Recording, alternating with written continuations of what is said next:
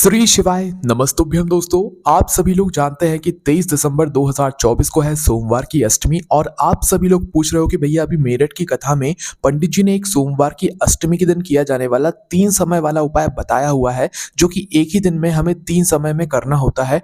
वो उपाय आप अच्छे से यहाँ पर समझा दीजिए। तो इस वीडियो में हम आप लोगों को वही उपाय बहुत ही अच्छी तरीके से समझाने वाले हैं, क्योंकि दोस्तों 23 दिसंबर के दिन साल की आखिरी सोमवार की अष्टमी है। और सोमवार की अष्टमी का कितना बड़ा महत्व होता है ये आप सभी लोग अच्छे से जानते हो। तो इसीलिए इस दिन पंडित जी द्वारा बताया गया, पंडित जी की अभी की ही मेरठ की कथा में बताया हुआ 3 समय वाला उपाय आप लोगों को कैसे करना है, ये पूरी जानकारी हम आपको इस वीडियो में देने वाला है। अगर आप लोगों ने इस उपाय को इस सोमवार की अष्टमी के दिन कर लिया, तो आप ये मानकर चलना कि आपकी जो मनोकामना हो, आपने जिस मनोकामना के लिए ये वाला उपाय किया होगा, आपकी वह मनोकामना जरूर पूरी होगी। आपका कोई दुख और परेशानी भी होगी ना, तो आपके जीवन से वो दुख और परेशानी भी दूर होगी। आपके सारे काम बनना शुरू हो जाएंगे सिर्फ एक इस उपाय को करने से। और इस उपाय को आप लोगों को सोमवार की अष्टमी के दिन जरूर करना है। तो आइए समझते हैं कि आप लोगों को ये 3 समय वाला उपाय सोमवार की अष्टमी के दिन मतलब कि 23 दिसंबर के दिन कैसे करना है। तो देखो, सबसे पहली चीज, ये वाला जो उपाय है ना, ये कोई भी कर सकता है। किसको करना है ये वाला उपाय? जिसको अपनी किसी भी प्रकार की भगवान शिव जी से मनोकामना यहाँ पर पूर्ण करवानी हो, चाहे वो बच्चा हो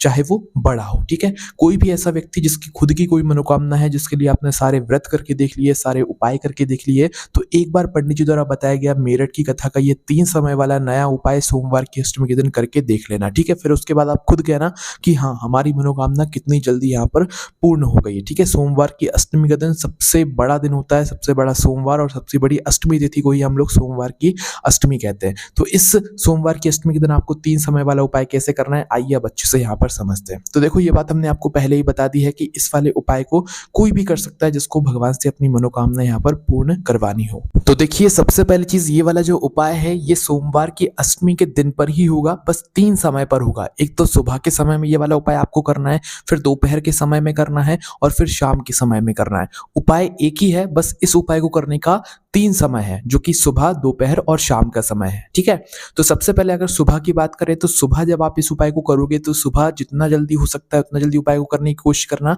बाकी सुबह 10 बजे से पहले पहले आपका सुबह वाला जो उपाय है वो पूरा हो जाना चाहिए। वहीं अगर दोपहर के उपाय की बात करें तो दोपहर का उपाय 12 बजे से लेकर 1 बजे तक आपका हो जाना चाहिए, या 2 भी बज जाते हैं, कोई दिक्कत वाली बात नहीं है। 12 से 2 के बीच में आप लोगों का दोपहर वाला उपाय हो जाना चाहिए। वहीं अगर शाम के उपाय की बात करें तो शाम को 6 बजे से लेकर 7 बजे के बीच में आपका ये वाला उपाय पूरा हो जाना चाहिए, या 7:30 बजे तक भी आप उपाय कर सकते हो, तो पूरा कर लेना। और यहाँ पर हम आपको ये बात भी क्लियर कर देते हैं कि इस उपाय में आपको ऐसा नहीं करना है कि सुबह आपने उपाय कर लिया, दोपहर में नहीं किया, फिर शाम को कर लिया, आपका उपाय काम नहीं करेगा। ठीक है, या आपने सुबह कर लिया, शाम को मतलब दोपहर में भी कर लिया, शाम को नहीं किया, तो फिर आपका उपाय अधूरा रह जाएगा। उपाय को पूरा करने के लिए आपको सोमवार की अष्टमी के दिन तीनों समय पर ही ये वाला उपाय करना पड़ेगा। ये बात आप अच्छे से यहाँ पर समझ लीजिए। ठीक है, तो चलो सबसे पहले हम जानते हैं कि आपको सुबह के समय क्या करना है। हमने आपको समय बता ही दिया है, आप उस समय के बीच में जो है अपने ये उपाय कीजिएगा, है ना।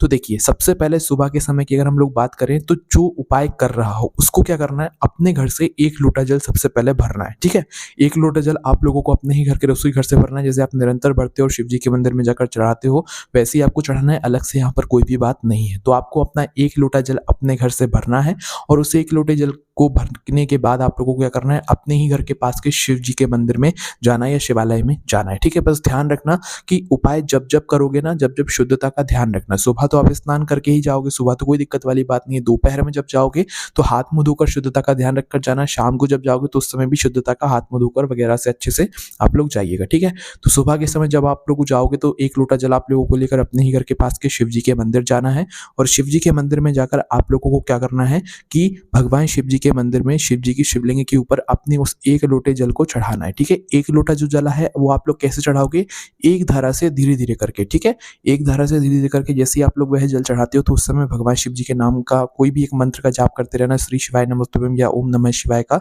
कोई भी एक मंत्र का आप लोग निरंतर जाप करते रहना, जब तक आप वह जल जो है शिवलिंग पर चढ़ाते रहो। जैसे ही आपको वह 1 लोटा जल जो है शिवलिंग पर चढ़ जाता है, उसके बाद में शिवलिंग के पास में बैठना और भगवान से हाथ जोड़कर आंखें बंद कर कर अपनी वो मनोकामना बोलना जिस मनोकामना के लिए आप इस सोमवार की अष्टमी के दिन इस 3 समय वाले उपाय को कर रहे हो। ठीक है, तो अपनी मनोकामना जरूर बोलना सुबह के समय में उस जल को चढ़ाने के बाद। बाकी हमने आपसे बता ही दिया कि सुबह 10 बजे से पहले पहले आप कभी भी अपना जल चढ़ा सकते हो। बाकी जितना सुबह हो सकता है ब्रह्म मुहूर्त से लेकर सुबह 10 बजे तक आप उस बीच में अपना ये जो जल है शिव जी के मंदिर में शिवलिंग के ऊपर चढ़ा देना। ठीक है, और अपनी जो भी मनोकामना है वो जल को चढ़ाने के बाद जरूर बोल देना, है ना।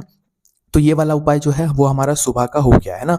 उपाय देखो हम आपसे वापस से कह रहे हैं, उपाय एक ही है, बस ये एक उपाय 3 समय पर यहाँ पर पंडित जी ने करने के लिए बताया हुआ है ना।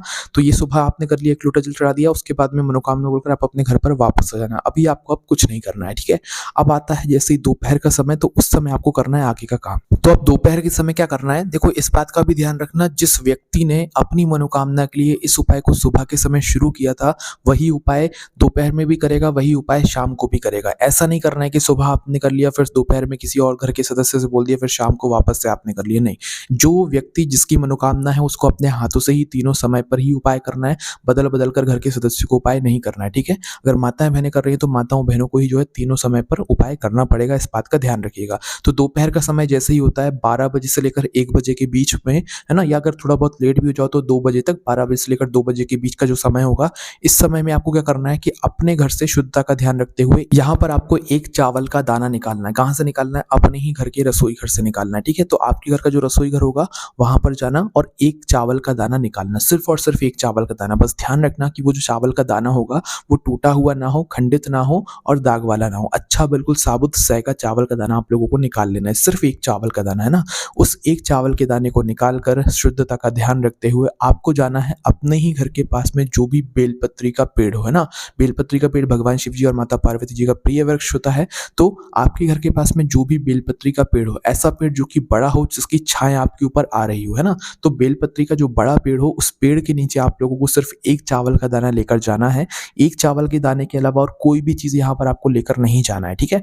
एक चावल का दाना उस बेलपत्री के पेड़ के नीचे लेकर जैसे ही आप लोग पहुंचते हो, तो आपको क्या करना है, इस चावल के दाने को आपको उस बेलपत्री के पेड़ की जड़ में समर्पित करना है। मतलब कि बेलपत्री के पेड़ से चिपका कर जो है वहीं पर समर्पित कर देना है। ऐसा नहीं कि बिल्कुल पेड़ से चिपका कर ही आप वहीं पर बेड के पास में उस चावल के दाने को आप लोग समर्पित कर दीजिए, ठीक है।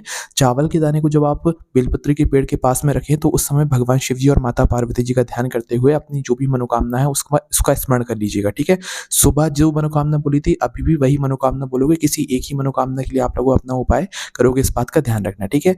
जैसे ही आप चावल का दाना बेलपत्री के पेड़ के नीचे समर्पित कर देते हो, उसके बाद में आप लोगों को करनी है परिक्रमा, वो भी इस बेलपत्री के पेड़ की। कितनी परिक्रमा करोगे, पंडित जी ने बोला हुआ है कि कम से कम 7 परिक्रमा करना है, या तो 11 या 21 या 51 या 108, जितनी आपकी क्षमता है आप उतनी परिक्रमा कर सकते हो अपनी श्रद्धा अनुसार, है ना।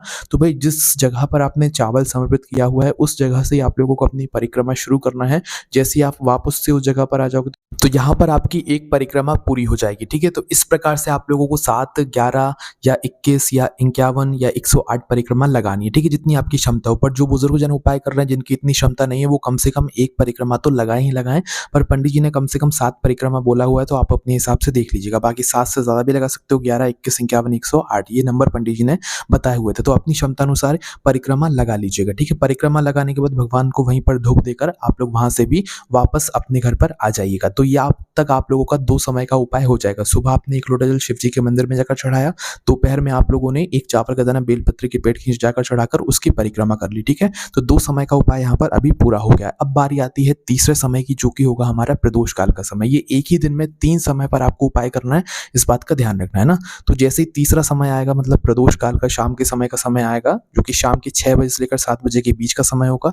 जो लोग थोड़ा बहुत लेट भी हो जाए तो 7:30 बजे तक आप अपना उपाय पूरा कर लीजिएगा, ठीक है। और अगर किसी भी कारणवश और भी ज़्यादा लेट हो जाओ तो रात 8 बजे से पहले आप अपना ये वाला जो उपाय है ये पूरा कर लीजिएगा, ठीक है। उपाय तभी पूरा माना जाएगा जब आप तीनों समय पर उपाय अच्छे से कर लोगे, ठीक है। तो शाम के समय आपको करना है 2 दीपक तैयार, है ना। अब 2 दीपक आप चाहो तो मिट्टी के भी ले सकते हो, चाहो तो यहाँ पर आटे के दीपक भी तैयार कर सकते हो, कोई दिक्कत वाली बात नहीं है, ठीक है। तो 2 दीपक आप लोग अपने सबसे पहले तैयार करना। उन दोनों दीपकों के अंदर जो बत्ती रखाएगी वो बत्ती रखाएगी गोल बत्ती, है ना। जो गोल बत्ती आप लोग अपने हाथों से बनाओगे, मतलब कि आपको अपने घर से रुई ले लेना है और रुई से 2 बत्ती जो है बना लेना है। 2 बत्ती गोल बत्ती बनाना है और एक-एक बत्ती एक-एक दीपक के अंदर रख देना है। इसके अंदर कौन सा घी चीज़ डालोगे, इसके अंदर डालोगे आप शुद्ध देसी गाय का घी। कोशिश करना आपको शुद्ध देसी गाय का घी मिल जाए, बाकी इसके अलावा जो भी आपके पास घी हो, आपको वो जो घी है वो इन दोनों दीपकों के अंदर डाल देना है। क्योंकि भगवान शिव जी के उपायों में, कार्यों में हमेशा शुद्ध देसी गाय का घी ही प्रयोग किया जाता है, तभी उपाय जो है अच्छे से यहाँ पर काम करता है। बाकी आप अपने अनुसार देख लीजिएगा, अच्छे से अच्छा घी जो है अपने इन दोनों दीपकों के अंदर जो है डालिएगा, है ना। तो दोनों दीपकों के अंदर जैसे ही शुद्ध देसी गाय का घी आप लोग डाल देते हो, इन 2 दीपकों को आपको शाम के समय प्रदोष काल में 2 जगहों पर लगाना है। एक तो भगवान शिव जी के मंदिर में, दूसरा बेलपत्री के पेड़ के नीचे। तो सबसे पहले पहले दीपक को जलाने के लिए आप लोग लेकर जाओगे अब भगवान शिव जी के मंदिर में। पर ध्यान रखना शाम के समय भी हाथ मुँह धोकर शुद्धता का ध्यान रखते हुए इस उपाय की तैयारी करना है। फिर इन दोनों दीपकों को लेकर मतलब भगवान शिव जी के सबसे पहले मंदिर जाना है, ठीक है? दीपकों को घर से जलाकर नहीं लेकर जाना है, घर से सिर्फ आपको अपनी माचिस लेकर जाना है, माचिस भूलकर नहीं जाना है। उपाय में जो आप मतलब मंदिर में जाकर दीपक जलाओगे वो आप अपनी ही माचिस जलाओगे, इस बात का ध्यान रखना। और दीपक मंदिर में ही जाकर जलाना है, ऐसे नहीं जलाना है, ठीक है? तो करना क्या है, अपने घर से अपनी माचिस लेकर सबसे पहले दोनों दीपकों को लेकर पहुंच जाना भगवान शिव जी के मंदिर में। शिव जी के मंदिर में पहुंचकर सिर्फ उस जगह पर एक दीपक जलाना, ठीक है? दूसरा दीपक हम बेलपत्र के पेड़ के नीचे जाकर ही जलाएंगे। तो शिव जी के मंदिर में सबसे पहले अपना एक दीपक जला लीजिएगा। उस एक दीपक को शिव जी के मंदिर में जलाने के बाद उस एक दीपक से आप चाहो तो शिव जी की आरती करने के बाद आप उस दीपक को शिवलिंग के पास में ही रख दीजिएगा। बस ज्यादा पास में मत रखिएगा, भगवान शिव जी को आंच ना लगे, इस बात का ध्यान रखते हो, ठीक है? तो उस दीपक को शिवलिंग के पास में जैसे आप लोग रख देते हो तो उसके बाद भगवान से हाथ जोड़कर अपनी जो भी मनोकामना है उसको यहाँ पर आपको जरूर बोलना है, ठीक है? जिसके लिए आप लोग अपना ये वाला उपाय कर रहे हो।